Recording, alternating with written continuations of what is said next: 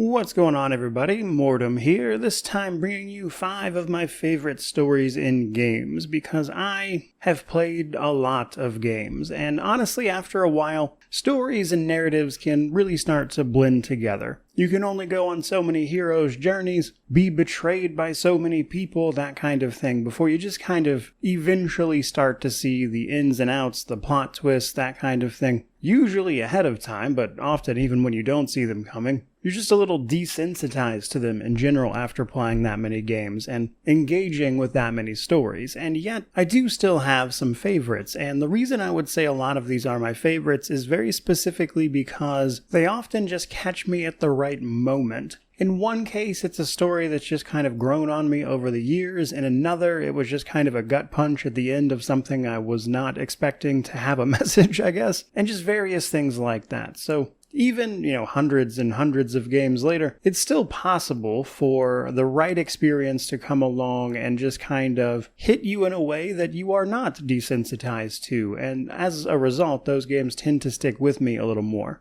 Though probably worth a mention, it's not the first time I've made a video like this, but the last one that I could find was at the end of 2023. So it's been a little while, and I've played a lot of different games since then. Previously, though, I've talked about how games like Red Dead Redemption 2 or, say, Planescape Torment had stories that really resonated with me. And while as a YouTuber I do love to rehash the same thing over and over again, I do try to mix it up here and there. And with that said, let's go ahead and dive into this and talk about these. So let's get the big obvious one out of the way, the recent release of Clair Obscur Expedition 33. A game on many people's shortlist for the Game of the Year 2025, and in large part that is because of the game's very, very well told story. Now, this is obviously a sentiment that I echo, mentioned it in the launch review in a couple videos here and there since, but one of the big reasons I wanted to mention it here is because what really cemented this game as one of my favorite stories actually isn't entirely within the game itself, but rather people's reactions to it. One of the things I really enjoy about the story is that it offers a whole bunch of differing perspectives on,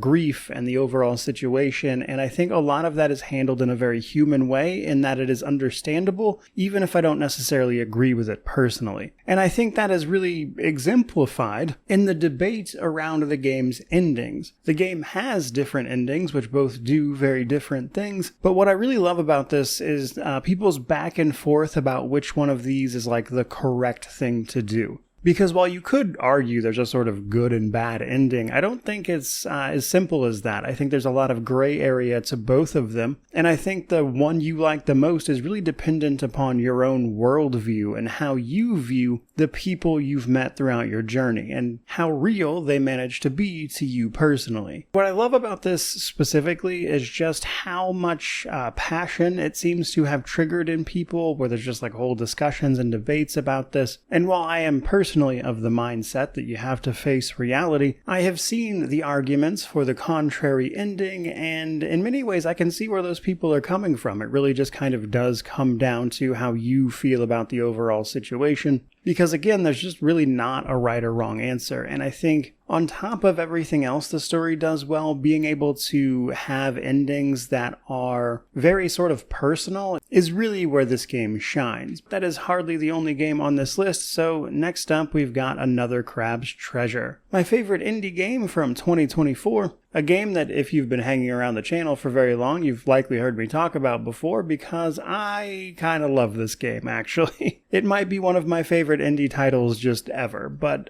the long and short of it is that it is a Souls-like where you play as a hermit crab that has his shell stolen from him, and what follows is a very humorous adventure as you try to get that shell back while fighting just ridiculously over-the-top, under-the-sea boss battles in a game that is both equal parts challenging and also hilarious. And whether it's the myriad of puns you can make about the Souls-like nature of it, the fact that it's clearly just dark shells, or even Sheldon Ring if you prefer, but puns aside, what going through this game kind of did is disarmed me a little bit. I was not expecting a game that was just full of silly nonsense and, fun little mechanics and the like to really have much of a meaning. And yet right at the very end of it, they hit you with what to me anyway was a surprisingly heavy moment where they kind of put the story in context. And I'll be honest with you, even saying it out loud, it's very silly. And I actually remember as it was happening being like a little bit annoyed that they managed to reel me in enough for this to actually resonate. Because all along this adventure, what you're really trying to do is get that shell back. And then randomly at the end, they point out the very real fact that, if you spend your entire life just hiding in a shell, the entire thing's going to pass you by. And as easily cliche as something like that could have been, I think this game, again, just nails the delivery, which is why it landed so well for me personally. And so yes, this very silly little game about crustaceans managed to get a bigger emotional response out of me than the vast majority of games I've ever played. Keeping it moving, though, on to entry number 3, we then have Geneforge 2. So if you've ever watched my Geneforge 2 review, I actually tell you right in that video that the story is going to land among my favorites of all time just because of how incredibly interesting it is. So the Geneforge series, if you are unaware, as it is a indie series from Spiderweb Software,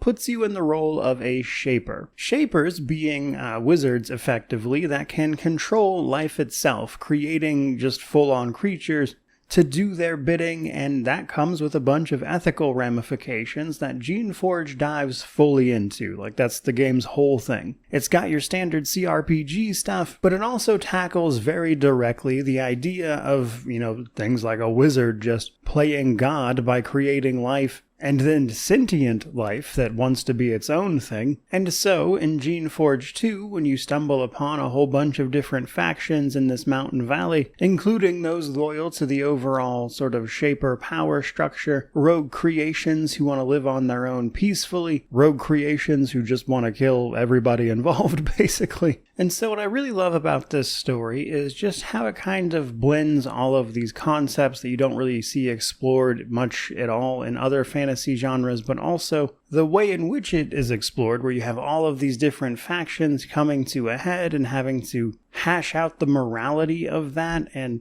even beyond the morality of it, the more practical situation at the same time. Or if you even want to get involved at all, washing your hands of the entire situation after a point is also a possibility, if perhaps ill-advised. But say you don't necessarily agree with the Shaper Council who sent you here to begin with, you can interact with the various factions of creations who want either equality, which is going to have to be fought for, or the destruction of their creators, which is also going to have to be fought for. And then there's a sort of rogue shaper faction that is trying to do its own thing, circumventing the sort of ethical lines that even the Shaper Council has established. And overall, it's just this really fascinating examination of a really, really cool subject. And it's handled with so much nuance that it really is just a fantastically written story. And I would highly recommend you check it out for yourself at some point, because a video like this I don't think does justice in just how interesting it is. And thankfully,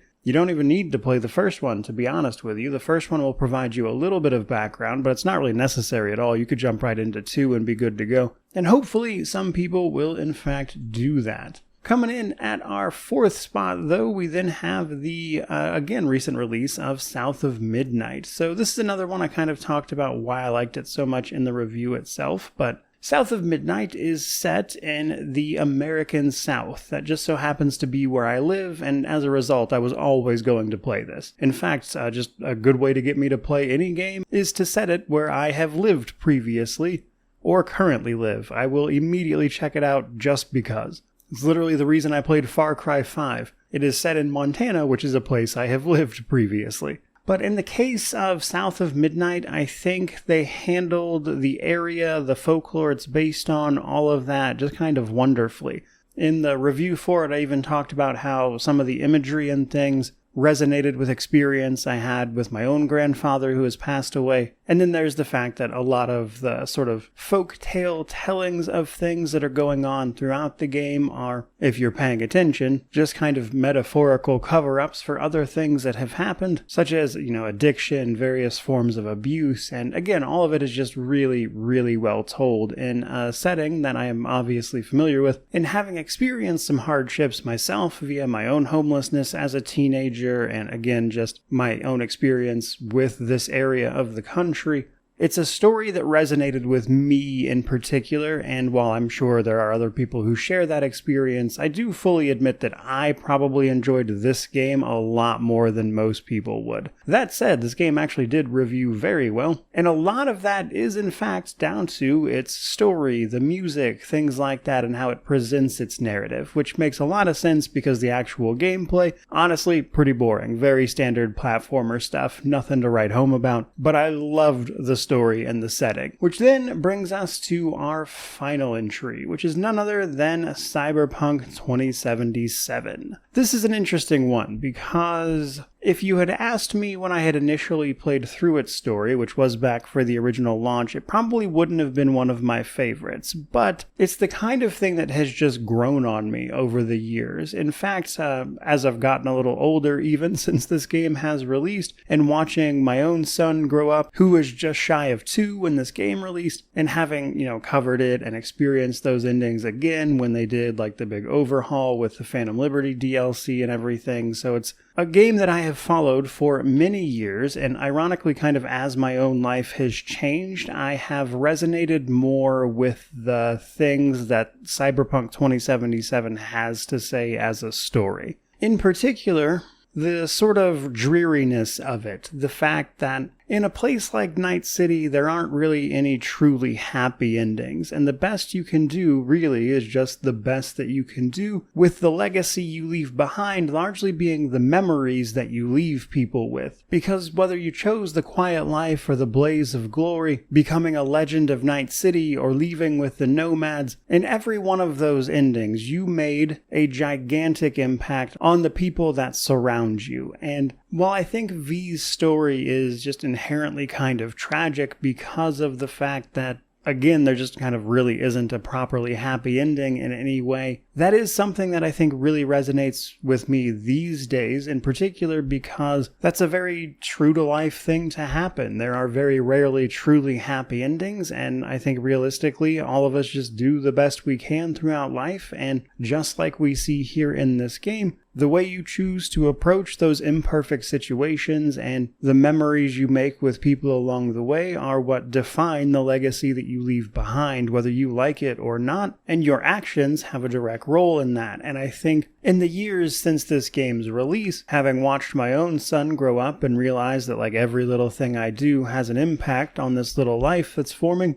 has really caused me to sort of just reevaluate the story that Cyberpunk 2077 was trying to tell. And so that's kind of what I mean when I say that it is a game that has grown on me over the years. But I think that's pretty well going to do it for this particular video. There's been some of my favorite stories in gaming, with hopefully a decent explanation as to why they matter to me in particular, and hopefully you got something out of all that. If you did and you're looking for somebody to talk about games, I guess, by all means, like, comment, subscribe, all that YouTube jazz. But regardless of any of that, truly, just thank you so much for watching. I really do appreciate it. May you wander in wisdom and have an amazing day.